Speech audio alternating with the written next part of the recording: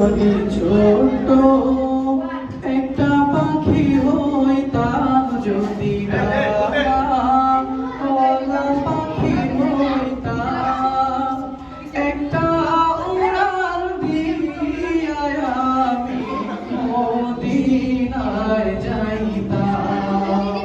আরে একটা উড়াল দিয়া আমি মদিনায় যাইতাম। যদি ছোট একটা পাখি হইতাম, যদি ডানা ওলা পাখি হইতাম, একটা উড়াল দিয়া